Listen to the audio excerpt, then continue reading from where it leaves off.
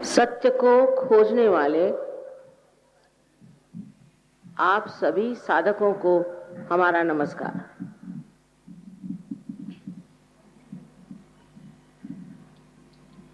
सबसे पहले ये जान लेना चाहिए कि सत्य है वो अपनी जगह पर है, उसे आप बदल नहीं सकते, उसकी आप कल्पना नहीं कर सकते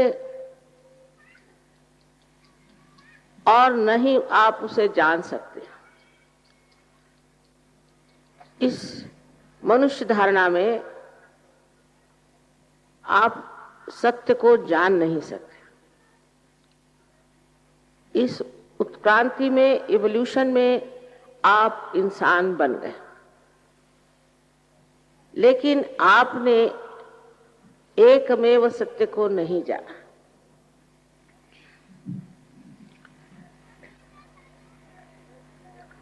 सत्य अनेक नहीं हो सकते। जब आप सत्य के प्रांगण में आ जाएंगे तो आपको आश्चर्य होगा कि सब लोग एक ही बात को सत्य मानेंगे। फिर किसी तरह का झगड़ा हो ही नहीं सकता, कोई उसमें वाद विवाद हो नहीं सकता। अगर सबको एक ही चीज दिखाई दे रही है और जानी जाती है, तब फिर ये जो अलग अलग तरह की धारणाएं बनी हुई हैं, ये सब इकट्ठी समेट जाती।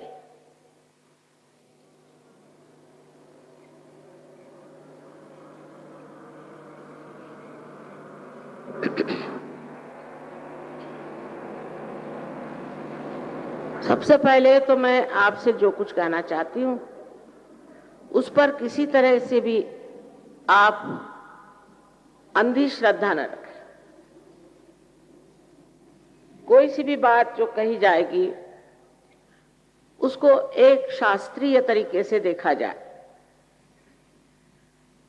जो लोग कहते हैं कि परमात्मा नहीं है, उनकी कोई शक्ति नहीं है, उनके लिए यही कहा जा सकता है कि ये बड़ी अशास्त्रीय ढंग की बात है, घटिया बात है।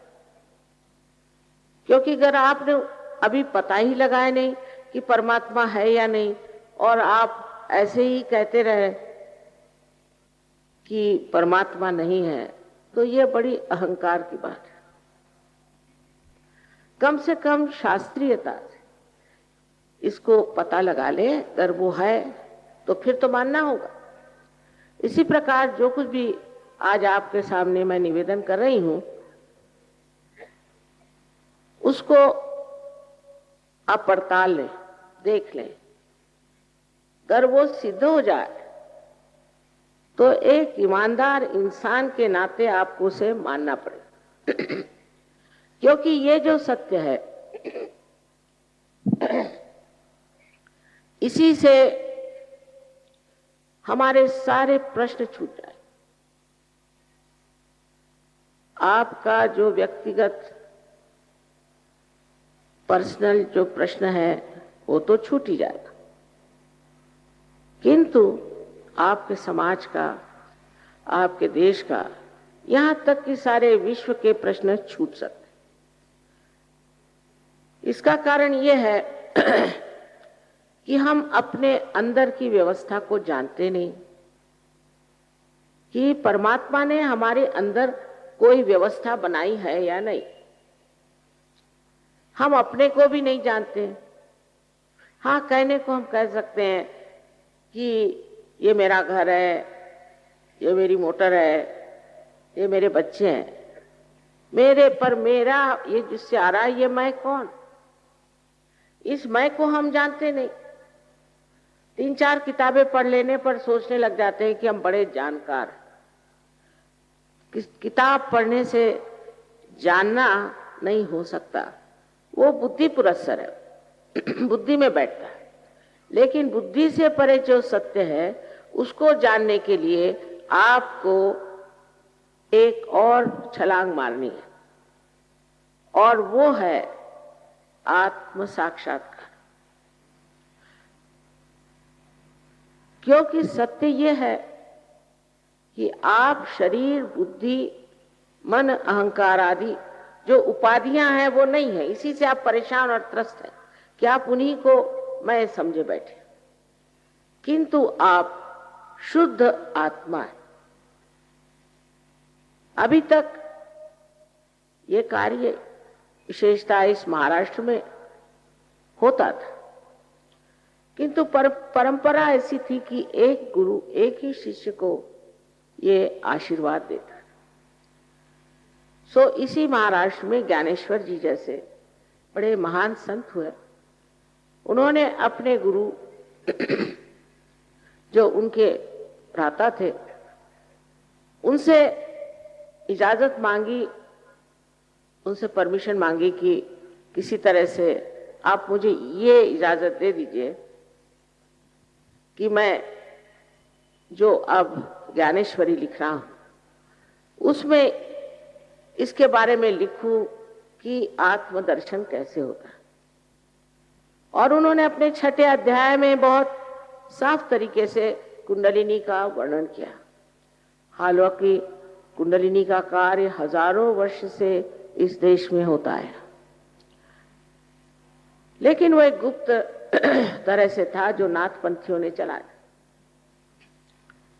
उन्होंने 6ठे अध्याय में लिखने के बाद जो धर्म मार्तंड थे उनको तो कुंडलिनी के जागरण के बारे में या कुंडलिनी के बारे में कुछ भी मालूम नहीं था, तो उन्होंने कहा ये चीज निषिद्ध।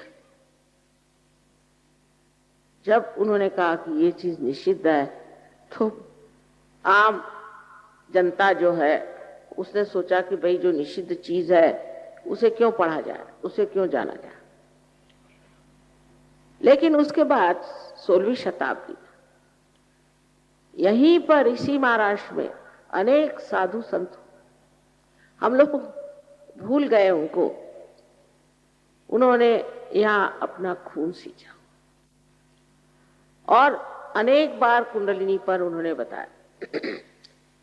छत्रपति शिवाजी महाराज के गुरु रामदास स्वामी, उनसे पूछा गया कि ये कुंडलिनी का जागरण कितनी देर में होता है, तो उन्होंने कहा तत्क्षण, उसी क्षण होता है, किंतु लेने वाला चाहिए और देने वाला चाहिए। ये सारी बातें अब किताबों में रह गई और बाकी सब बेकार की बातें आज समाज में फैल रही हैं। वो इस तरह से फैल रही हैं जैसे कोई आग फैलती, और हमारे समाज का सर्वनाश इसी फैलती हुई आग से होने वाला है, क्योंकि हमारे पास सत्य का दीप नहीं है। हम देख नहीं पाते कि कहाँ हम जा रहे हैं, हमारा रास्ता कौन सा है, हम किस मार्ग पे अग्रसर हो रहे हैं। विशेषकर विदेशी लोगों पर का असर स्वतंत्रता के बाद हमारे ऊपर बहुत जोरों में आ गया। पहले तो हम अंग्रेजों से लड़ते रहे, तब तक हमारी संस्कृति के प्रति हमारी श्रद्धा रही, और हमारे महान जितने भी नेता हुए उन्होंने भी उस संस्कृति का बड़ा मान रखा। आपको ये कहने में मुझे जरा भी हिचक नहीं होती कि भारतीय संस्कृति से बढ़ के संसार में कोई संस्कृति नहीं। इन बाहर के लोगों को म्लेच्छ कहा जाता था। ऐसा कहना है जहां की एक बार ईसा मसीह कश्मीर में शालीवाहन राजा से मिले थे। शालीवाहन ने बाद में यहां भी राज्य किया। तो उन्होंने उससे पूछा कि भाई तुम कौन हो? ईसा मसीह ने कहा मेरा नाम है ईसा और मैं म्लेच्छों के देश से आया हूं, यही मेरा देश है, मुझे यही अच्छा लगता है। तो उन्होंने कहा कि राजा शालीवाहन ने कि भाई तुम उस जगह जाओ जहां म्लेच्छ रहते, यहां आकर तुम क्या काम कर सकोगे, तुम्हारा तो कार्य म्लेच्छों के बीच में है। और वो जब गए तब 3.5 साल बाद उनको क्रूस पे लटका दिया गया। म्लेच्छ का अर्थ है मल इच्छ, जिनकी इच्छा मल के ही ओर जाती। भारतीय संस्कृति पवित्रता को मानती, मनुष्य की पवित्रता अंदर बाहर होनी चाहिए। इस पवित्रता के सहारे ही हमारा यहाँ का संसार चलता था और इसीलिए पवित्रता का आदर किया जाता था। जो मनुष्य अपवित्र है और जो मनुष्य गंदे काम सिखाता है, ऐसे आदमी को हमारे यहाँ कोई स्थान नहीं। तो ये मल की तरफ इच्छा जाने वाले जो लोग हैं, आज हम लोगों को क्या सिखाएंगे? इनके पास है ही क्या हमें देने के लिए? खुद अपना देखे तो पूरी तरह से इनका सर्वनाश हो रहा है। आज मैं न जाने कितने देशों में घूमी हूं, उनके अंदर जो बिल्कुल मूलतः जो पवित्रता का विचार होना चाहिए वो ही नहीं है। वो तो समझते ही नहीं। न जाने कैसी कैसी बातें वो निकालते हैं। छोटे बच्चों को मार डालते हैं, उनको पता नहीं क्या करते हैं। दुनिया भर के गंदगी, मैंने नर्क से भी बदतर चीजें वो लोग करते हैं। उनसे हमें क्या सीखने का है? आजकल मैं देखती हूँ हर जगह हमारा भी वही हाल हो रहा है। हमारे बच्चे भी उनकी तरह गंदे कपड़े पहन के घूमते हैं। गंदगी तो उनके जीवन का लक्ष्य ही है और उसी ओर जाते हैं। और हजारों वर्ष से हमने इनको म्लेच्छ कहा। इनसे कुछ सीखने लायक नहीं। भारतीय संस्कृति के और फिर से आप मुड़िए। इसका मतलब मैं नहीं कह रही कि कोई धार्मिकता का वो झंडा लेके चले हैं, कुछ नहीं। धर्म अपने अंदर होता है। जब तक वो जागरूक नहीं होता, किसी भी धर्म का नाम लेना बिल्कुल व्यर्थ बात है। कोई हिंदू हो, चाहे मुसलमान हो, ईसाई हो, कुछ भी हो, वो हर तरह का पाप कर्म कर सकता है। उसको कोई धर्म रोकता है? कोई रोक नहीं सकता। पर जब आपके अंदर धर्म जागृत हो जाता है तो आप स्वयं एक साधु हो जाते हैं, एक संत हो जाते हैं। उसके लिए घर द्वार छोड़ना, ये इसकी कोई जरूरत नहीं। ये सब अंदर की महिमा है। इसीलिए जब हम अंदर के अंतरतम अपने सौंदर्य को जानते हैं, अपने गौरव को जानते हैं, तभी हम अपनी इज्जत करना शुरू कर देते हैं। और उस आत्म के प्रकाश में जो कुछ गंदगी अपने आप छूट जाती है। आश्चर्य तो ये है कि ये म्लेच्छ लोग जहां मैं जाती हूं, ये आप लोगों से आगे बढ़ गए। मेरे ख्याल से जितने ये नीचे गर्त में थे उतने ये ऊंचे उठ गए। पता नहीं कैसे, मेरे तो समझ में नहीं आता कि लाखों के तादाद में इन्होंने आत्मदर्शन की इच्छा करी। जिन्होंने भगवान का नाम भी नहीं सुना, ऐसे रशियन लोग हजारों के तादाद, और उन्होंने मुझे जैसा पहचाना, मुझे आश्चर्य उनका भी होता है। क्योंकि मैं तो कोई सीधी सरल हूं, मैं कुछ सींग लगा के नहीं घूमती हूं। लेकिन उन्होंने किसी भी दुष्ट गुरु को वहां टिकने नहीं दिया, सबको उठा भगाया। सिवाय मेरे वहां कोई नहीं जा सकता। आखिर उन लोगों के पास इतने सूझबूझ क्यों आई? उसकी बात यह है कि धर्म के नाम पे हमने भी कर्म कांड करके और आपसी द्वेष भाव करके और धर्म को नष्ट कर दिया। धर्म माने प्रेम है, सत्य माने प्रेम है। जिससे आपको प्रेम होता है, आपके बच्चे हैं, पत्नी है, पति है, जो भी हो, माँ है, उसकी सारी बातें आप जानते हैं ना, उसका सारा ज्ञान आपको हो जाता है। उसी प्रकार ये जो आत्मा का दर्शन है, इसमें आप समझते हैं कि आप प्रेम का सागर हैं। और इस प्रेम के सागर में डूबने का जो मजा है, जो आनंद है, उस आनंद के उपभोग के बाद फिर आपसे नफरत नहीं होती। आप सबको माफ करते चलते हैं और नफरत अपनी खत्म हो जाती। सबसे बड़ी चीज यह है कि पहले हम भारतीय संस्कृति की जो नींव है उसे समझें, और वो एक ही है कि आत्मा का दर्शन प्राप्त करना। सारे धर्मों का भी यही कहना। कौन सा धर्म जो नहीं कहता है? आप अगर कुरान में देखें तो उसमें लिखा हुआ है कि आपको वली पीर होना चाहिए। आप बाइबल में देखिए तो बिल्कुल सेल्फ नॉलेज की बात की है। Thou shalt know yourself। ऐसा कोई धर्म नहीं है जिसने ये बात नहीं की कि आप अपने आत्मा का दर्शन पहले करें, तब फिर आपको परमात्मा का भी दर्शन हो सकता। आत्मा का दर्शन करने के लिए जो विचित्र विचित्र बातें, कर्मकांडी बातें लोगों ने फैलाई हैं, उनको छोड़ देना चाहिए। या ऐसा कहिए कि जिस सीढ़ी से आप गुजर रहे हैं वो सीढ़ी छोड़ के ही आप दालान में आ सकते हैं। तो इसलिए जो बहुत सी बेकार सी चीज है, उपवास, हमारे यहाँ उपवास की बीमारी, कितने मर्तबा खाना खाते हैं पता नहीं, हमेशा उपवास ही करते रहते बहुत से, और सोचते रहते खाने की बात।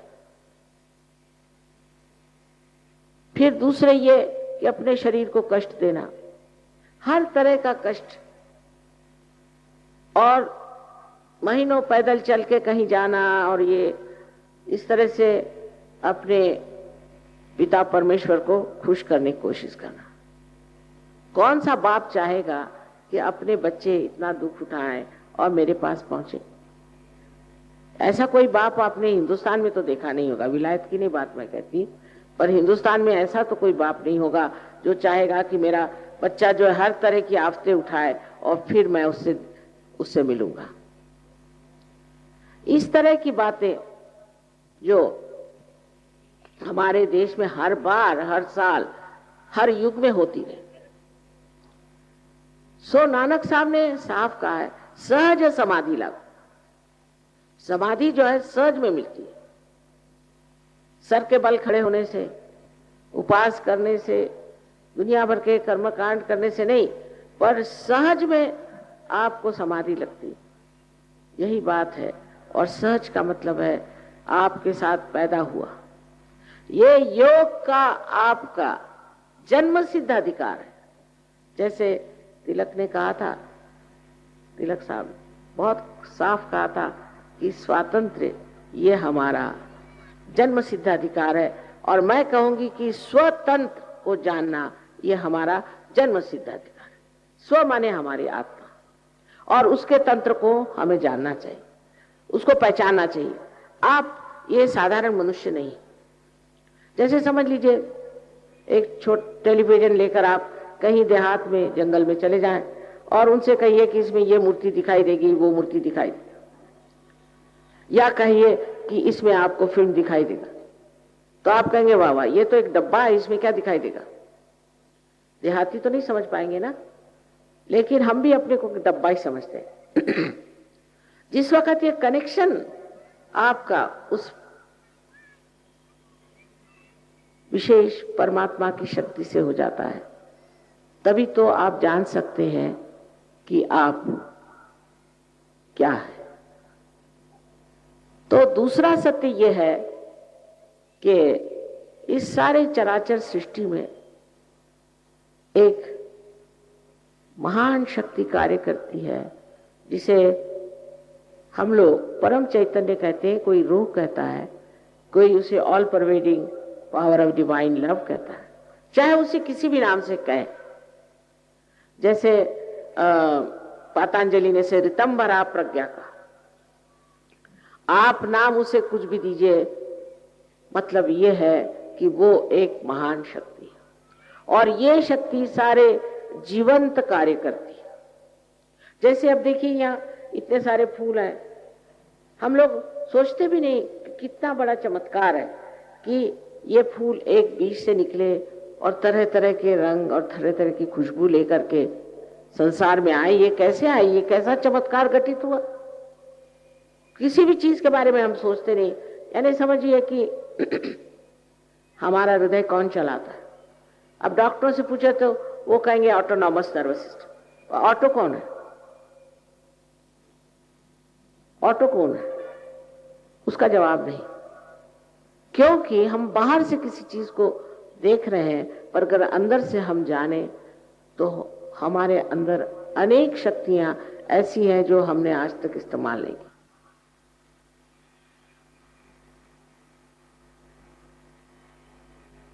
अब आत्म साक्षात्कार में क्या होता है ये बता देना जरूरी है। हालांकि एक लेक्चर में सारी बात नहीं बता जा सकती। सबसे पहले आपके अंदर एक शक्ति है जिसे कहते हैं कुंडलिनी शक्ति। इसको कुंडलिनी इसलिए कहते हैं क्योंकि इसमें छोटे छोटे, जिसे हम लोग कुंडल कहते हैं,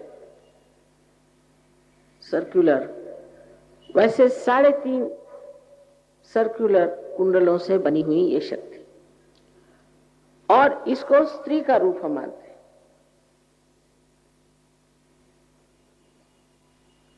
इसको हम स्त्री का रूप मानते हैं क्योंकि ये आदि शक्ति का ही प्रतिबिंब है, रिफ्लेक्शन है।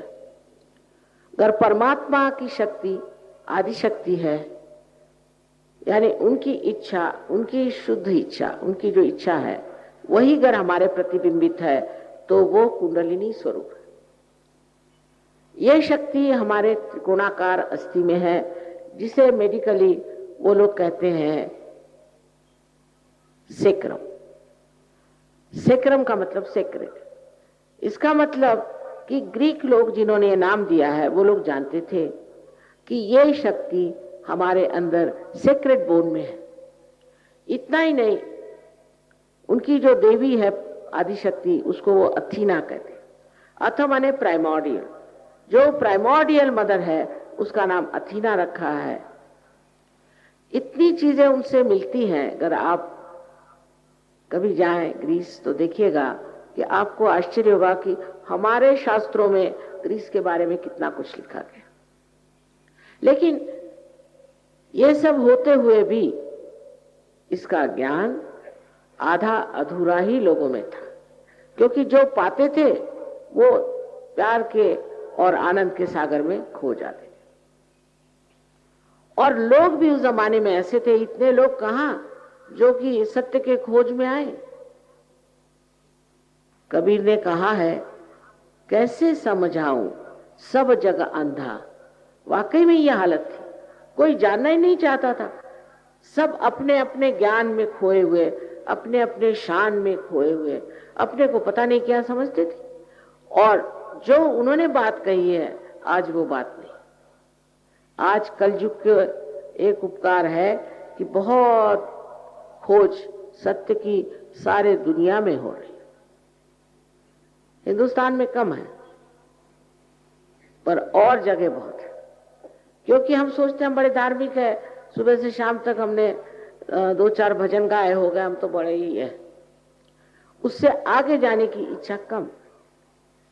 इस साल दूसरी बात है, पर इससे पहले तो मैं सोचती थी कि ये पूना है और शास्त्रों में इसको पुण्य पट्टनम कहते हैं। सारे महाराष्ट्र में सबसे ज्यादा पुण्यवान यही जगह है, लेकिन ऐसा देखती नहीं थी मैं। अब आश्चर्य होता है कि आप लोग इतने यहाँ आए हैं उस परम तत्व को पाने के लिए जिसके प्रकाश से आपका जीवन, सारे संसार का जीवन आलोकित हो सकता है। क्योंकि जो कुछ भी संसार के प्रश्न है वो अधिकतर मनुष्य की वजह से। हाँ, अभी किसी ने कहा कि तो फिर लातूर में भूकंप क्यों हुआ? यहां पर 3 साल मैंने भाषणों में कहा कि आपके यहां जरूर भूकंप होगा। उसकी वजह ये कि गणपति के उत्सव में गंदे गंदे गाने, विभत्स तरीके डांस और सब उस गणेश जो की पवित्रता का प्रतीक रूप है आप लोग करते हैं। ये गणेश बहुत जाज्वल्यवान है। आप नहीं सोचे कि सिर्फ मिट्टी का गणेश है, और एक दिन जब भड़केगा तो इस महाराष्ट्र में भूकंप आएगा और आने वाला है। और यहाँ 4 गणेश वर्तमान है, वो स्वयंभू है। स्वयंभू माने वाकई पृथ्वी से आए हो, और आप उनमें जाके जब आत्म साक्षात्कार पे देखिएगा तो सब में से चैतन्य बहता।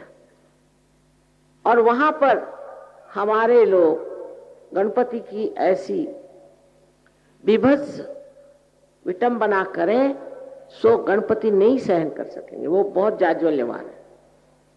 और अब वही हुआ। एक लातूर ही ऐसा हमारा सेंटर था जहां मैं नहीं गई, और वहां पर ये बड़ा भारी भूकंप हुआ। बहुत दुख की बात है, क्योंकि चतुर्दशी के दिन के बाद गणपति विसर्जित करके सब लोग आए और शराब पी के नंग धुड़ंग होके नाच लगे और सब गड़प होगा। और दूसरी आश्चर्य की बात है, आप पता करें कि एक भी सहयोगी के घर में जरा सी भी कोई ऐसी लकीर भी नहीं आई और एक भी सहयोगी मरा नहीं। अब आप कहेंगे कि मां ये कैसे, आप जाके पता करें। जिस भगवान को आप बहुत मानते हैं, अब यहां भी मैंने देखा कि क्रीड़ा नगरी में गणपति वगैरह बनाए, सब कुछ किया, उनकी इज्जत तो करना जानते नहीं। क्या उनकी मूर्ति बना देने से या देखे ऐसे नमस्कार करने से हो जाता है? अगर आप वाकई गणेश जी को मानते हैं तो सबसे पहले जान लेना चाहिए कि आपके अंदर पवित्रता आनी चाहिए। वो चिर बालक है। और गणपति का विशेष आशीर्वाद इस महाराष्ट्र में, शराब तो इतनी महाराष्ट्र में चल पड़ी है कि रास्ते में आप देखिए, अगर किसी गांव में जा रहे हैं तो रास्ते पर लोग खटमल के जैसे पड़े हुए हैं शराब पी करके। शर्म आनी चाहिए।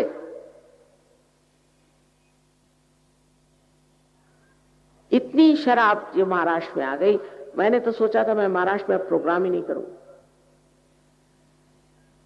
औरतें, आदमी सब बेशरम जैसे शराब पीते हैं और इसका परिणाम जो होगा वो मैं जानती हूं, बहुत भयंकर। लेकिन आत्म साक्षात्कार के बाद आप पी नहीं सकते। आप कोशिश कर लीजिए, आप पी नहीं सकते। क्योंकि अगर किसी से कहे शराब मत पियो तो आधे लोग उठ के चले जाएंगे, अरे ये कैसे कहा, हमारा तो सारा ही मजा करके किरकिरा हो, हम कैसे रहेंगे बगैर शराब के। बाप रे बाप, ये तो बहुत ही आफत आ गई। लेकिन आपको हैरानी है कि एक बार सहज के गली में आ जाओ, फिर आप शराब की तरफ नहीं जाएंगे। क्योंकि अपना ही आनंद आत्मा का इतना ज्यादा और सुखद है कि फिर कौन शराब पीने चला, अपने आप छूट जाए। ये सारी आदतें हमारे यहाँ इंग्लैंड में वगैरह बहुत से लोग आए थे, सब ड्रग एडिक्ट्स, उनकी ड्रग्स एक रात में छूट गई। मैं झूठ नहीं बोल रही, ये सही बात है। एक रात में उनकी छूट गई। वो चाहे कुछ उस पर सोचे या न सोचे, दूसरे दिन से वो पी ही नहीं सकते। क्योंकि क्या होता है, अगर समझ लीजिए मैं एक जिद्दी औरत हूं और किसी को सुनती नहीं, अधिकतर आजकल ऐसे ही लोग हैं। हाथ में मेरे सांप, और सांप को पकड़े हुए जोर से, और किसी ने बताया कि आपके हाथ में सांप है, आपको काटेगा। जब तक काटेगा नहीं मैं सुनने ही नहीं वाली कि ये सांप है। मैंने, नहीं भाई ये तो डोरी, अंधे है ना। लेकिन अगर थोड़ा सा भी प्रकाश आ जाए और दिखाई दे कि मेरे हाथ में सांप है तो फौरन छोड़ दूं। इसी प्रकार ये सब नाशवान चीजें, भगवान ने आपको इस संसार में अपना नाश करने के लिए नहीं बनाए। कम से कम मूर्खता से आप अपने नाक कान काटो तो उसे कौन क्या कर सकता। लेकिन भगवान ने आपको इसलिए नहीं बनाया। उन्होंने बनाया है कि उनके साम्राज्य में आओ और आनंद से विराजमान और शहंशाह जैसे। आपकी सारी विपत्तियां और तकलीफें इन चक्रों की वजह से। मैंने पहले ही कहा कि लोग कहते हैं कि वहां क्यों भूकंप हुआ, ये क्यों हुआ, क्योंकि आपके चक्र खराब है। आपके चक्र अगर ठीक हो जाए, जिस पे आप आधारित, आप ठीक हो जाएंगे और दूसरे भी ठीक हो सकते। इस तरह से अगर बहुजन ऐसा समाज हो जाए कि जो सब आत्म साक्षात्कारी हो, जिसके अंदर आत्मा का प्रकाश हो, तो दुनिया ही बदल जाए। आप देखिए, एक साक्षात्कारी आदमी के हाथ का जो चैतन्य है, उससे आपके यहाँ के जो बड़ी समस्या खाने पीने की है वो बहुत आसानी से सुलझ सकती है। कैसे? कि इस चैतन्य से आपका जो एग्रीकल्चर है, खेती का जो व्यवहार है, सो आपकी खेती कभी कभी 10 गुना हो जाएगी और नॉन हाइब्रिड सीड से भी आप खेती कर सकें। हमने यहाँ पर एक एक्सपेरिमेंट करके और हमारे यहाँ एक सूर्य फूल बना है। वो 2 फुट बड़ा था, 2 फुट उसकी सर्कमफरेंस नहीं, उसकी डायमीटर 2 फुट।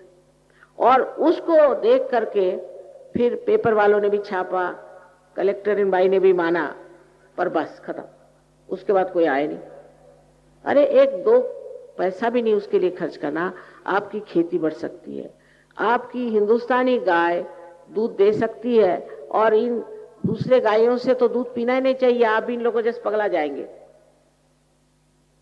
जैसे विदेश के लोगों को कोई रास्ता नहीं मालूम कहाँ चलना है और कहाँ नहीं जाना, उसी तरह आप भी हो जाएंगे। इन गायों के तो दूध पीने ही नहीं चाहिए, लेकिन अपनी ही गाय का दूध इतना बढ़ जाता है। और अब तो महाराष्ट्र में इतना दूध बढ़ गया है कि मैंने सुना कि दूध को वो समुद्र में फेंक दे रहे। इतना तो आपके यहाँ दूध आ गया। और तो भी आश्चर्य की बात यह है कि लोग सहज के गौर नहीं आते, जो आसानी से आप प्राप्त कर सकते। इसमें कोई हम आपसे पैसा नहीं लेते, नहीं आपको कोई पैसा देना है। इसका पैसे से क्या मतलब हो सकता है? परमात्मा को क्या पैसा और आपके बैंक वगैरह मालूम है क्या? ये तो आपका सर दर्द है। आपको जब आशीर्वाद मिलता है तो सबसे पहले आप समझते हैं कि आपके हाथ में चैतन्य की लहरियां बनी। कुरान में लिखा है कि जब कियामा आएगा, जब तुम्हारा ऐसा समय आएगा कि पूरी तरह से आदमी बदल जाएगा, यही कियामा, उस समय आपके हाथ बोलेंगे। ये मोहम्मद साहब ने लिखा है। और आपके खिलाफ शहादत देंगे, ये मोहम्मद साहब ने लिखा हुआ। लेकिन कितने मुसलमान सहज में आएंगे या कितने हिंदू सहज में आएंगे, ये परमात्मा जानता है। उससे तो रशियन अच्छे, जिन्होंने कभी कोई धर्म नहीं जाना, कभी भगवान नहीं जाना, कभी कृष्ण को नहीं जाना, राम को नहीं जाना, वो खट से सहज में आ गए और जम गए, सबके सब जम गए। ये कैसे हुआ? क्योंकि उनमें जड़वाद नहीं है, मटेरियलिज्म नहीं है। हमारे यहां तो जड़वाद ही भी खा गया। उसमें तरह तरह की गंदगी आती। आज जड़वाद ने हमारे देश को भी जकड़ लिया। मैं मानती हूं कि संसार में जो आप रह रहे हैं, आपको जीने के लिए भी बहुत कुछ करना पड़ता है, लेकिन सहज में आते ही आपके सामने लक्ष्मी खड़ी। लेकिन लक्ष्मी का स्वरूप समझना चाहिए। वो शराबियों के पास नहीं आती और जुगारियों के पास भी नहीं आती और जो बदतमीज इंसान होते हैं उनके पास भी नहीं आती। आपको अगर आप लक्ष्मीपति हैं तो दिखाई देगा कि आप लक्ष्मीपति। एक तबीयत बदल जाती और वो तबीयत कंजूसीपना और दूसरों को नीचे दिखाना छोड़ करके एक बहुत ही उदार उदात ऐसी एक हस्ती, एक पर्सनालिटी बन जाती है। और उसका जो मजा है वो हजारों चीजें होने पर भी नहीं। फिर आप कला को समझते हैं, आप गरीबों को समझते हैं, आप सब चीज को समझते हैं और उनके लिए क्या भला है ये भी सोचते हैं। एक दूसरा ही जीवन शुरू हो जाता है और आपका जीवन भी खुशहाल रहता है, आपके घर में भी सौख्य रहता है। अब एक बात है, हम लोग शांति की बहुत बात करते हैं। आजकल तो बहुतों को शांति का अवार्ड भी मिलता है। अब इन लोगों को भी मैं जानती हूँ, कुछ मेरा नसीब ऐसा है कि ऐसे भी लोग बहुत मिलते हैं मुझे। उनके शांति कहां से होगी? वो तो इतने गुस्सैले लोग हैं कि उनसे आप बात नहीं कर सकते। उनके पास जाइए तो बीच में कुछ डंडा वंडा लेके जाइए, नहीं तो आप पे कब बिगड़े पता नहीं, और इनको शांति के अवार्ड मिलते। जिसके अंदर शांति नहीं, वो कौन सी शांति बाहर दे सकता है बताइए? आपके शांति का स्थान अंदर है। तो कुंडलिनी के जागरण के वक्त उस स्थान पर, उस मौके पर आप पहुंच जाते, वो आपका मुकाम जहां आप शांत हो जाते हैं। वो इस प्रकार की एक विचार उठ के गिर जाए, दूसरा विचार उठकर गिर जाए, आप हर समय नाचते रहते हैं, या तो भविष्य की ओर और या तो भूतकाल की। सब विचार वहीं से आते। वर्तमान में आप खड़े नहीं हो सकते। अगर आपसे कहा जाए इस वक्त आप वर्तमान में खड़े नहीं हो सकते। आपका चित्त फौरन आगे जाएगा या पीछे जाएगा। इस क्षण आप वर्तमान में खड़े नहीं हो सकते। लेकिन जब कुंडलिनी जागृत होती है तो ये विचार हट के लंबे हो जाते हैं और बीच की जो जगह है वहां आप स्थित हो जाते हैं। यही शांति का स्थान है जहां आप निर्विचार हो जाते हैं। तो पहली स्थिति है जिसमें आप निर्विचार समाधि को प्राप्त करते हैं सहज में। लेकिन निर्विचार होते हुए भी आप समाधि माने पूरे सतर्क। ये नहीं कि उस वक्त आप बेहोश, पूरी तरह से होश बढ़ गया, हर चीज नई तरीके से दिखाई देने लगती। यह स्थिति पहले आती और जब ये कनेक्शन आपका पक्का हो जाता है इस सर्वव्यापी शक्ति के साथ पूरी तरह से, तब आपको निर्विकल्प समाधि की प्राप्ति होती और इससे आप दुर्बल नहीं सबल हो जाते, क्योंकि आपकी शारीरिक जो कुछ भी व्यथाएं हैं वो ठीक हो जाती। यह बात बिल्कुल सही है कि जो लोग एक बार सहज में आए वो बीमारी से छुटकारा पा गए और बाद में बीमार नहीं हुए। ये बात बिल्कुल सही। और ऐसी ऐसी बीमारियां जिसका इलाज डॉक्टर लोग कर ही नहीं सकते। इसका मतलब नहीं है कि सब डॉक्टरों के पेट पर पैर आएगा, ये कभी नहीं। क्योंकि अधिकतर जो रईस लोग होते हैं बहुत ज्यादा, वो डॉक्टरों के ही पास जाएंगे ना। उनके पास पैसा होता है तो वो डॉक्टर खरीद सकते हैं, मुझे तो खरीद नहीं सकते। लेकिन कुछ रईस लोग भी आते हैं। मानसिक स्थिति बहुतों को खराब है। आजकल एक बीमारी चली है स्ट्रेस। जो देखो उसे स्ट्रेस। स्ट्रेस क्यों होता है? क्योंकि आप जब कार्यान्वित होते हैं तो आपके अंदर अहम भाव बढ़ता है और वो सर पे छा जाता है एक शिरस्त्राण जैसी यहाँ। लेकिन जब कुंडलिनी जागृत होती है तो वो इस ब्रह्मरंध्र को छेद देती है और मानो एक छेद सा, जिसमें से आपकी सारी परेशानियां, आपका सारा स्ट्रेस निकल जाता है और आप महसूस कर सकते हैं कि आपके सर के अंदर से ही ठंडी ठंडी हवा है। उसमें शंका करने की कोई बात नहीं, क्योंकि आप ये सब हैं, ये आप ही की शक्ति है, आप ही के अंदर से ही जागृत हुई और आप ही को इसने आशीर्वादित किया। समझ लीजिए कि आपकी अपनी व्यक्तिगत मां है, आपके बारे में सब जानते हैं। जैसे टेप रिकॉर्ड होता है, ऐसे इसने अपने अंदर सब आपके बारे में जान रखा है और वही आपको पुनर्जन्म देती है और आपका दूसरा जन्म होता है जिसके लिए वो लालायित है। इसमें हमारा आपका कोई लेना देना नहीं बनेगा, कोई भी नहीं, क्योंकि आपकी शक्ति है। अब समझ लीजिए कि एक दीप जला हुआ और उसने अनेक दीप जला दिए, तो उसमें उस दीप का क्या लेना देना बना रहा? इसलिए इसमें कोई भी आभार किसी के मानने की बात नहीं है। उल्टे हमें ही आपके आभार मानने हैं कि आप लोग आए और अपने आत्म साक्षात्कार के इच्छा से यहाँ बैठे रहे। इतने देर कोई बैठते भी नहीं लोग आजकल को, तो पता नहीं क्या आदत लग गई है कि वो आराम से इतनी देर शांति से बैठते भी नहीं। बहरहाल जो भी हो, यह आपका अपना अधिकार है। और फिर सबसे बड़ी बात जो होती है कि आपकी आध्यात्मिक उन्नति। आध्यात्मिक उन्नति का मतलब यह है कि आप एक बहुत ऊंचे दर्जे के इंसान हो जाते हैं। आपके हाथों में अनेक शक्तियां दौड़ने लग जाती हैं।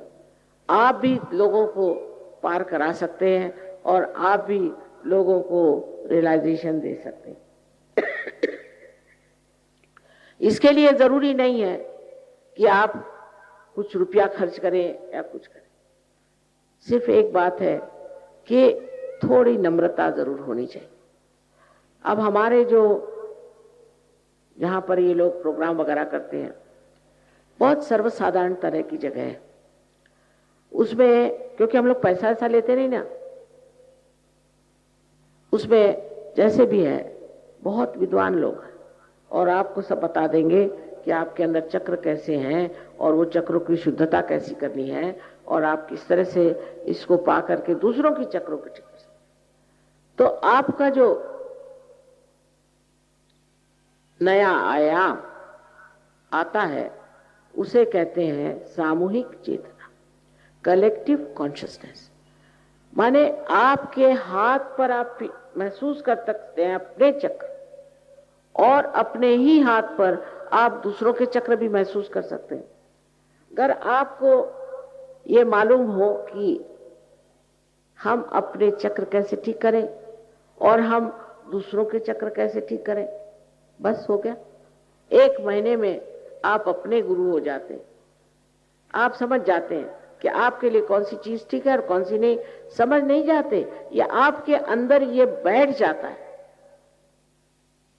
जैसे कोई चीज है वो ठंडी है कि गर्म है, ये आपके नस नस में आप जानते हैं, आपके सेंट्रल नर्वस सिस्टम में आप जानते हैं। इसी प्रकार आप जान सकते हैं। सत्य को आप अपने उंगलियों पे, फिंगर टिप्स पे जान सकते हैं। ये आपके अंदर सब बना हुआ है। जैसे एक ये बना हुआ है इंस्ट्रूमेंट है, लेकिन अगर इसका कनेक्शन मेन से नहीं हुआ तो ये बेकार है। इसी प्रकार आपकी भी कोई विशेष हस्ती नहीं है, पर जब उस परम चैतन्य की शक्ति से एकाकारिता साध्य होती है, तब आश्चर्यचकित आप होंगे कि आप हैं क्या। आपको अपने बारे में कुछ कल्पना ही नहीं है, और उस बार जो आपको एक चैन, शांति, यहां तक ऐसा आदमी बहुत कार्यशील हो जाता है, डायनामिक, और उसी वक्त वो बहुत ज्यादा भी प्रेमी, मोहब्बती, कंपैशनेट हो जाता है। उसके आगे सिर्फ एक ही बात रहती है कि मैं किस तरह से सबका भला कर सकूं। बड़ा आनंद। इसके लिए कोई किताबें पढ़ने की जरूरत नहीं है, कुछ नहीं है। बहुत से लोग कहते हैं मां आपकी किताब दे दो, मत पढ़ो, बेकार। पहले आत्म साक्षात्कार को प्राप्त करके और उसको पूरी तरह से जमा लो, एस्टैब्लिश करो, उसके बाद पढ़ो। कबीरदास जी ने कहा है, पढ़ी पढ़ी पंडित मूर्ख भये। इस पूना में ही मैंने ऐसे बहुत से देखे हैं, औरों की क्या कहूं। जितने ज्यादा पढ़े हैं इतने बुद्धिवादी हैं कि उनसे आप बात ही नहीं कर सकते। वो कुछ बोलिए वो किताबी बताने लगता है, भाई तुमने कुछ लिखा है, तुम्हारा कोई विचार है कि तुम इसने कहा, उसने कहा, उसने कहा, उसने कहा।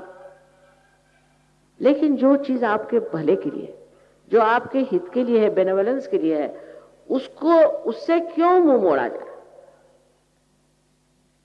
उसको क्यों न पा लिया जाए। ये मेरी समझ में नहीं आता था, पर अब देखती हूं कि लोग समझ रहे हैं, और समझ रहे हैं कि हमारी जिंदगी जो है वो किसी न किसी विशेष रूप के लिए बनी हुई। इसलिए नहीं कि पैदा हो और बच्चे पैदा करो और उसके बाद इंश्योरेंस करो और मर जाओ, इसके लिए नहीं। इससे कहीं अधिक हमारी जिंदगी का मूल्य है, और उस मूल्य को हमें मराठी में भी, हिंदी में भी, अंग्रेजी में भी, जो भाषाएं आती। लेकिन ये लेक्चर भी जो है एक तरह से दिमागी जमा खर्च। जब तक आप उस परम तत्व को प्राप्त नहीं करते तब तक सब बेकार। इसलिए आप अपने अंदर ये इच्छा रखें, शुद्ध इच्छा इस वक्त रखें। एक ही है शुद्ध इच्छा, बाकी तो अशुद्ध है। क्योंकि कोई सी भी इच्छा करो, आज किसी ने इच्छा करी कि मैं एक मोटर खरीदी मोटर, कुछ नहीं, फिर मुझे घर चाहिए, फिर घर मिल गया तो अब मुझे एरोप्लेन चाहिए, एरोप्लेन नहीं तो फलाना चाहिए। वो अंत ही नहीं होता। इसका मतलब आपकी जो इच्छा थी नहीं, वो आपकी इच्छा ही पूरी नहीं होती। इकोनॉमिक्स में कहा जाता है ना कि wants are not satiable in general, वही बात है।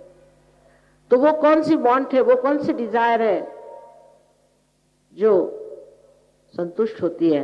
वो शुद्ध इच्छा, इस परम चैतन्य से हमारी एकाकारिता साध्य। और फिर उसके बाद स्वयं आप देखिएगा कि जिसे हम चमत्कार कहते हैं, हजारों चमत्कार होंगे। और आप मुझे लिखकर भेजते हैं कि माँ ये हो गया, फिर ऐसा हो रहा था तो मैं पता नहीं कैसे मैं बच गया, फिर ऐसा हुआ, फिर वैसा हुआ। यानी इतना लिखा है लोगों ने। पहले हमने सोचा था चलो एक किताब ही छाप दें, तो अब वो किताब के उसके तो वॉल्यूम्स छापने पड़ेंगे। मैंने कहा छोड़ो, काहे को छापना, लोगों को अनुभव ही करने दो इसको कि आप कितने सुंदर हैं, आप कितने गौरवशाली और आपकी कितनी विशेषता है, इसको खुद ही जानो। जब तक आपने अपने अंतरतम को जाना नहीं और जब तक बाह्य से ही उसको जानते रहे, तब तक आप समझ ही नहीं सकते। और उसके लिए आपको खास कुछ करना नहीं, क्योंकि इस पवित्र भूमि पर आप बैठे हुए हैं। मैं आपको बताती हूँ कि हिंदुस्तान में जागृति देना बहुत आसान है मेरे लिए, पर लोग आते हैं और बाहर मुश्किल है, मेरे हाथ टूट जाते हैं उनको जागृति देते देते। घंटों तक मेहनत करनी पड़ती है, पर वहां लोग आते हैं। दांत है तो चने हैं, चने हैं तो दांत नहीं। और बाहर के जो लोग हैं वो ऐसे जमते हैं, ऐसे जमते हैं, एक बार पार हो गए तो जमते हैं उसमें। पर यहां देखिएगा आप, अभी आप 50,000 आए, चाहे जितने भी आए, बाद में सेंटर में 4 आदमी पहुंचे। ये हुआ क्या? वही बात जो ईसा मसीह ने कही थी कि कुछ बीज हैं वो अंकुरित हुए पर वो पहाड़ों पे पड़े और सड़ गए। वही हालत। अंकुरित होने पर वृक्ष होना ही चाहिए।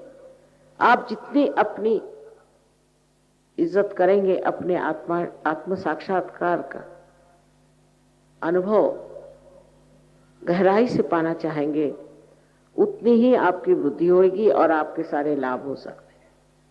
और हम अपने भारतवर्ष को भी एकदम बहुत सुंदर सा एक आदर्श जो लोगों ने सोचा था, ऐसी हालत में पा सकते। सारी दुनिया इस भारतवर्ष के चरणों में आई, क्योंकि वो एक वृक्ष की तरह बाहर बहुत बढ़ गए, लेकिन उनकी जड़ें बहुत कमजोर हैं। और उस जड़ों का जो आधार है वो हमारे इस भारतवर्ष में, विशेषकर अपने महाराष्ट्र में। और इसको पाना, इसको प्राप्त करना भी बहुत सहज है। सिर्फ फिर से कहूंगी कि एक शुद्ध इच्छा रखें और उसी शुद्ध इच्छा के सहारे आप इसे प्राप्त कर सकते। उसके लिए और कोई चीज की जरूरत नहीं। सिर्फ इसमें ये जान लेना चाहिए कि पूर्ण आत्मविश्वास रखें कि हम इसे प्राप्त कर सकते। ये नहीं सोचना चाहिए कि हम कैसे पा सकते हैं और हम तो पापी हैं और ये वो। इस वक्त आप कोई पापी वापी नहीं है। इस क्षण अपना जो कुछ भी भूतकाल है, पास्ट है, उसे एकदम भुला दीजिए। इस वक्त आपको प्राप्त होना है वो चीज जिसके लिए आप इस संसार में आए। और ये सब धारणाएं दिमाग से निकाल, जो आपको समझाते हैं कि आप पापी हैं वगैरह, सोच लीजिए वही पापी होंगे। आपको अपने प्रति गौरव और आदर होना चाहिए। कुछ भी हो, कुछ भी किया हो, आपको पता होना चाहिए कि परम चैतन्य जो है ये क्षमा का सागर है। सबसे ज्यादा ये क्षमा का सागर है। ऐसे तो ये ज्ञान का सागर है, ऐसे ये प्रेम का सागर है, लेकिन सबसे ज्यादा ये क्षमा का सागर। और इसलिए आपका कोई भी गुनाह ऐसा नहीं है जो ये क्षमा नहीं कर सकते और अपने अंदर पूरी तरह से नष्ट नहीं कर सकते। इसलिए आप कृपया ये जान लीजिए कि अपने प्रति एक प्रसन्न चित्त रहना चाहिए इस वक्त। और जो और भी आसान चीज है वो है कि आप सबको एक साथ क्षमा करें। बहुत से लोग कहते हैं क्षमा करना बड़ा कठिन है, पर सोचिए कि आप क्षमा करते हैं तब आप करते क्या है? कुछ भी नहीं करते। क्षमा करते वक्त आप क्या करते? कुछ भी नहीं करते। और क्षमा नहीं करते तो भी कुछ नहीं करते। पर जब आप क्षमा नहीं करते तब दूसरों के हाथ खेलते हैं, गलत लोगों के हाथ खेलते हैं, क्योंकि आप ऐसे लोगों के बारे में सोचते रहते हैं जिन्होंने आपको दुख दिया और आप अपने को दुख देते रहते हैं, नाराज होते रहते हैं, परेशान होते रहते हैं। इसलिए अगर आप अभी सबको एक साथ क्षमा करें, उनके बारे में सोचने की भी जरूरत नहीं, कोई सोचने की जरूरत नहीं, ऐसे ही क्षमा करें। क्षमा करते ही आप देखेंगे अभी बड़ा हल्कापन हो जाए। सबको एक साथ क्षमा करें, क्योंकि जो आज्ञा का चक्र है ना, ये बहुत संकीर्ण है और इसके अंदर से कुंडलिनी को निकलने के लिए चाहिए कि वो जरा सा खुल जाए।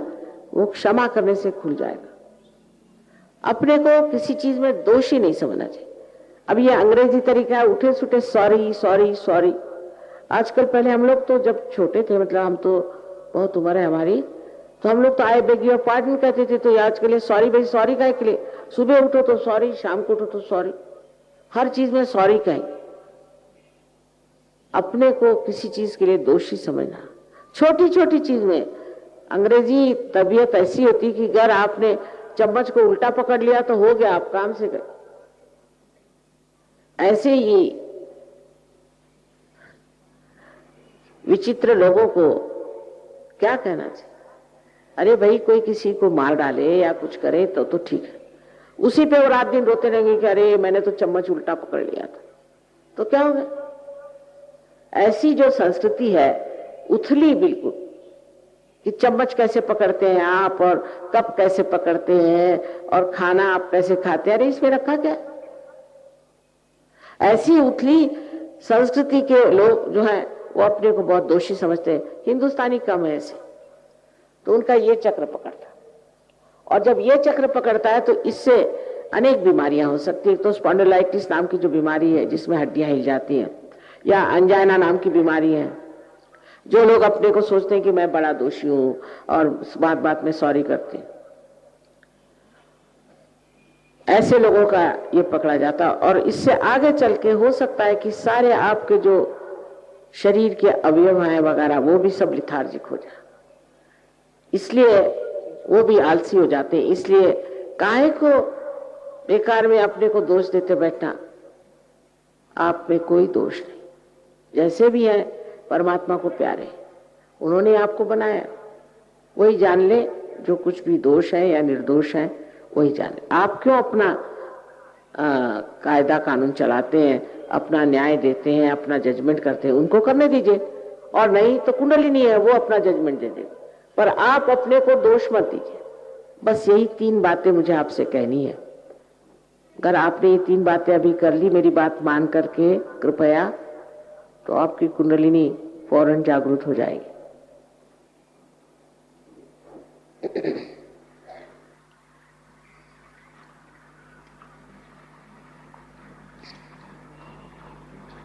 या वेळेला मराठीत मी बोलले नाही, कारण बरीच मंडळी हिंदी जाणणारी आहेत आणि महाराष्ट्रीयन लोकांना हिंदी आलीच पाहिजे, आपली राष्ट्रभाषा। ज्यांना आपल्या राष्ट्राबद्दल प्रेम आहे त्यांनी हिंदी भाषा ही शिकली पाहिजे, त्यात काही कठीण नाही। एकही जर तुम्ही भाषा शिकू शकला नाही तर सहजोग कसा करणार? ही काही संस्कृतात बोलत नाही आहे, मराठी ही फार उच्च भाषा आहे, याबद्दल शंका नाही, आणि अध्यात्माला फार पोषक आहे। त्यातही काही शंका नाही. पण सगळ्यांना समजेल अशीच भाषा बोलली पाहिजे. कारण पूर्वी कुंडली जागरण एकच दोघांचं होत असे. आज सर्व समाजाला जर हे जागरण द्यायचं आहे तर जी भाषा सर्वांना समजते तीच वापरावी लागते. म्हणून मराठी लोकांनी वाईट नाही वाटून घेतलं पाहिजे की माताजी मराठीत का बोलल्या नाहीत. मराठी माझीच भाषा आहे, तशीच हिंदी पण माझी भाषा आहे. आणि सर्वांनी हिंदी शिकून बघा. काय अगदी सोपी आहे मराठीच्या माने. हिंदी बोलणाऱ्यांना मराठी कधीच येणार नाही, शक्यच नाही. इतकी कठीण आपली मराठी भाषा. 2 शब्द बोलले की कळेल की हे नाहीत म्हणून आपल्या इकडचे. तेव्हा तुम्हाला जी भाषा सरळ आणि सहज आहे ती शिकली पाहिजे.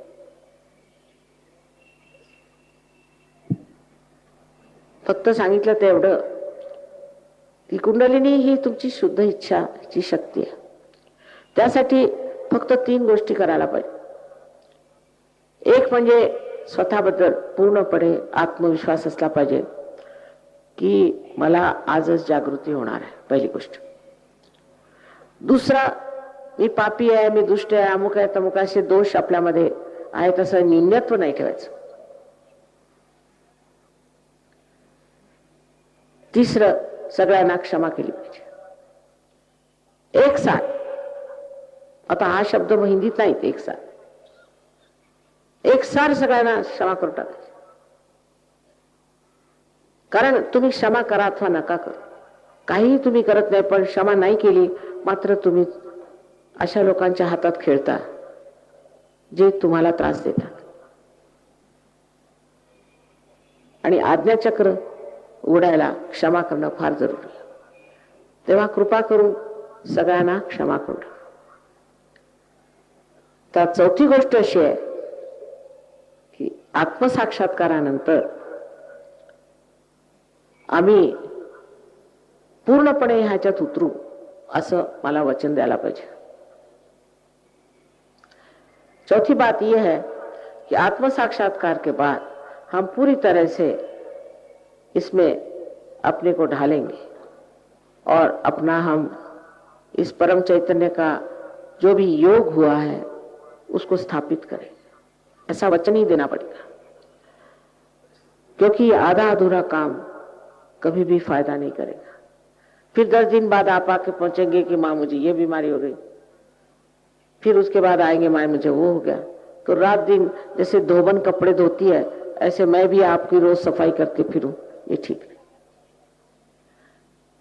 इसलिए आज ही निश्चय कर लें कि हम इसमें गहरे उतरेंगे, अपने को पूरी तरह से पाएंगे और हम अपनी सारी शक्तियों को पूरी तरह से प्रभावित करेंगे. क्योंकि मैंने कहा है कि परदेश में जो हुआ है वो एक शुष्क पेड़ की तरह बढ़ रहे हैं और उसका पानी इस देश में है, यहां आपके पास, इसे आप प्राप्त करें.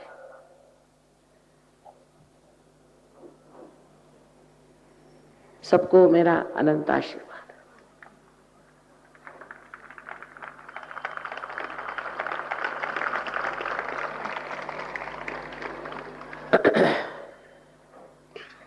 अब इसमें बहुत, मैंने आपसे कहा कि आप जहां बैठे हुए हैं यही पुण्य भूमि है. क्या बताऊं मैं आप लोग विश्वास नहीं करेंगे कि हमारा देश एक योग भूमि है.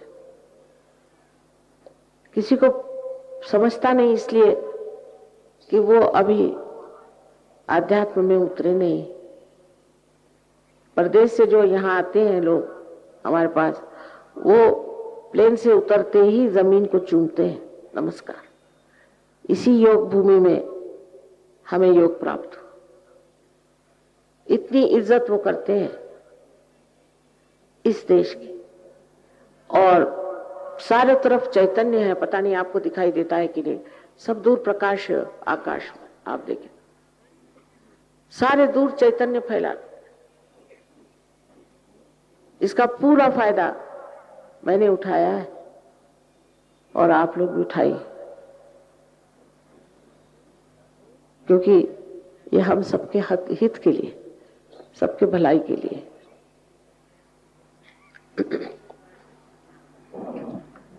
अब एक बात और है कि किसी पे जबरदस्ती नहीं हो सकती।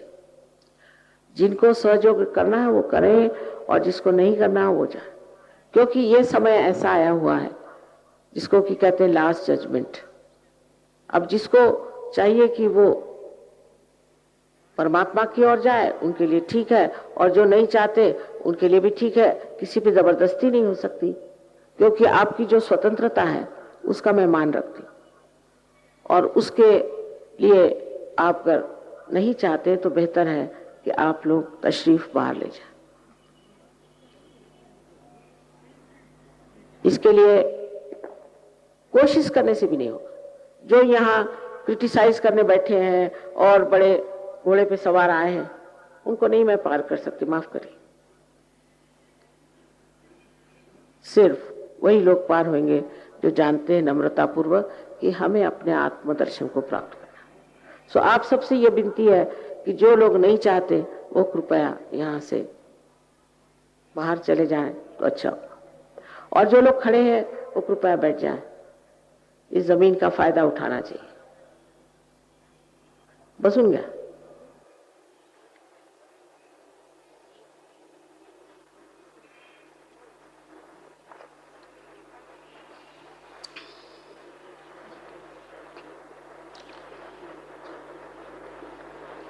ये काम सिर्फ 10 मिनट का है, और 10 मिनट के लिए आप शांति से बैठे। जिस वक्त लोग आत्म साक्षात्कार को प्राप्त कर रहे हैं उस वक्त आप लोग कृपया उनको डिस्टर्ब नहीं करें। सगळे बसून घ्या। कुठेही बसले असलं तरी चालेल, कुठेही असलं तरी कार्य होईल।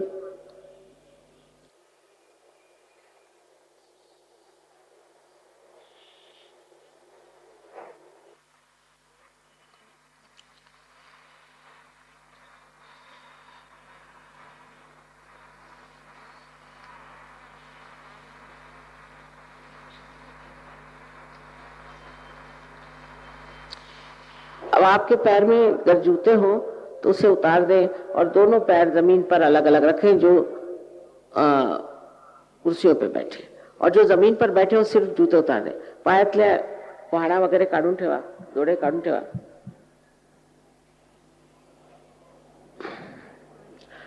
आणि जमलं तर टोप्याही काढा। आई समोर कशाला टोपी पाहिजे? मी काय मिनिस्टर नाही आहे।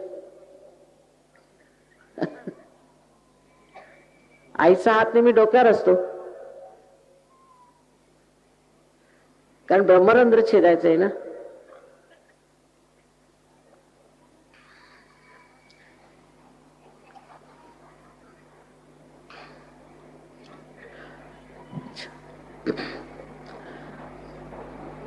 दोनों पैर अलग अलग रखिएगा, क्योंकि ये दो शक्तियां हैं, लेफ्ट एंड राइट, जिसके बारे में आप बाद में जान जाइएगा पूरी तरह से। अभी जो है दोनों पैर अलग अलग रखिए। जो लोग कुर्सियों पे बैठे,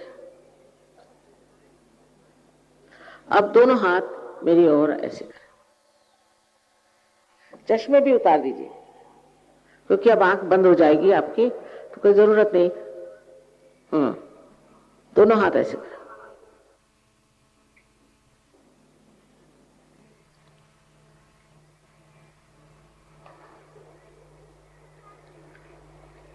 अब सर झुका लें थोड़ा, और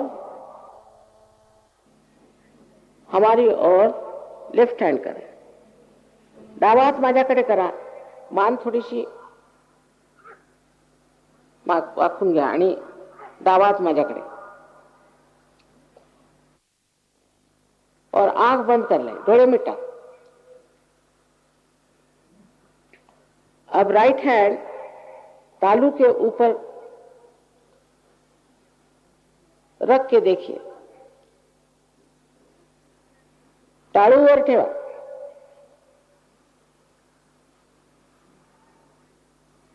वर म्हणजे अधांतरी, डोक्यावर नाही, टाळूवर अधांतरी धरायचं।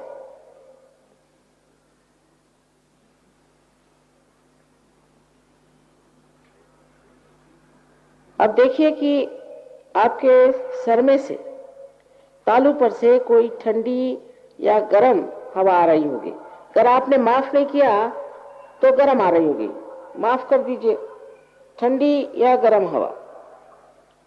आदि शंकराचार्य ने कहा है सलीलम सलीलम, ठंडी ठंडी, किंतु गर्म भी आ रही है तो कोई बात नहीं।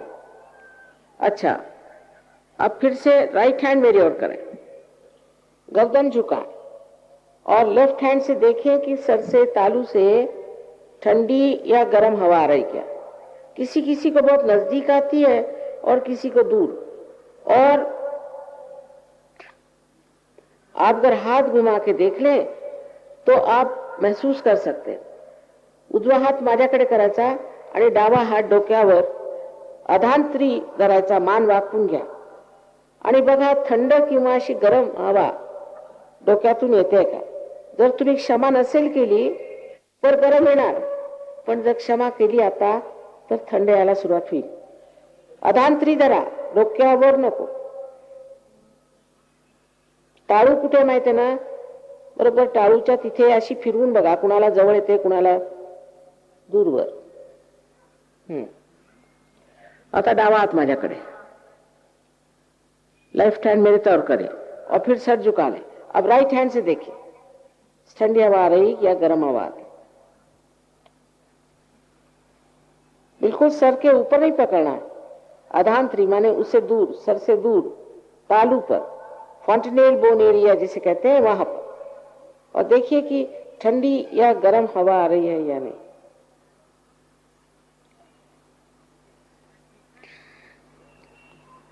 हाँ, अब दोनों हाथ आकाश की ओर करें और सर ऊपर करें और मन में एक प्रश्न पूछें। आप मुझे माँ कहें या श्री माता जी। माँ, ये क्या परम चैतन्य है? ये प्रश्न 3 बार आप पूछें। क्या माँ ये परम चैतन्य है? अगर आप ईसाई हो तो पूछे mother is this the cool bridge of the Holi ghost. आप मुसलमान हैं तो पूछिए क्या यही रूह है? 3 बार पूछिए।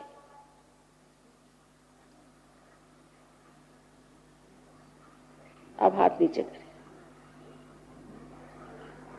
दोनों हाथ मेरी ओर ऐसे करें और मेरी ओर देखें। निर्विचार हो गए, आप हो सकते हैं निर्विचार।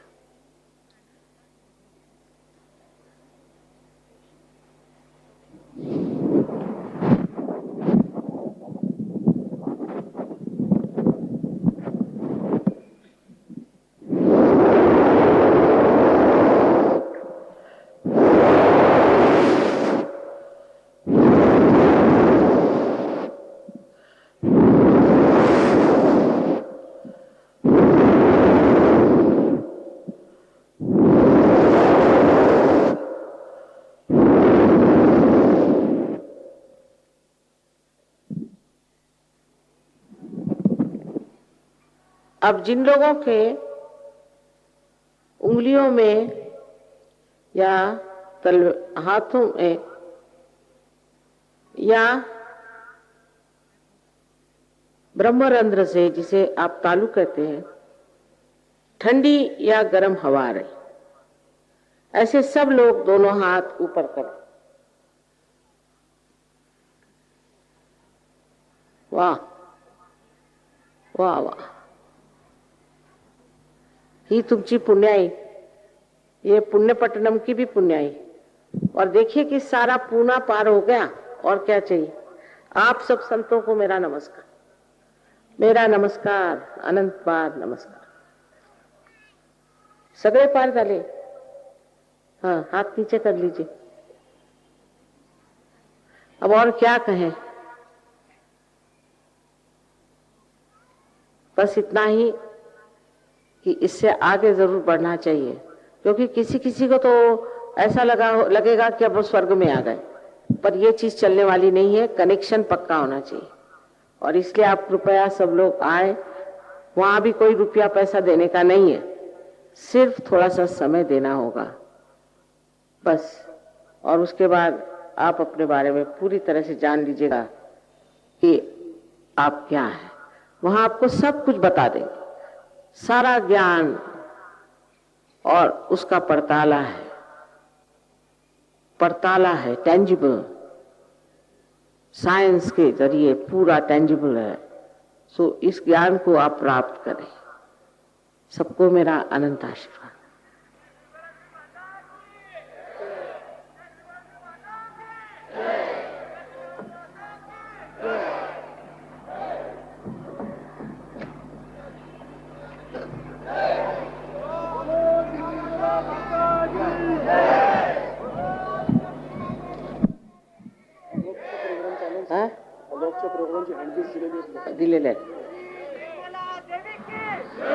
फॉलोअप के प्रोग्राम के हैंडबिल्स बांट दिए हैं। आप लोग जरूर आइए, इसको प्राप्त करें। अगले साल मैं आऊं तो इतने सारे आत्मा के वृक्ष खड़े हो जाएंगे, फिर क्या इस देश में रह जाएगा? कौन सा प्रॉब्लम रह सकता है?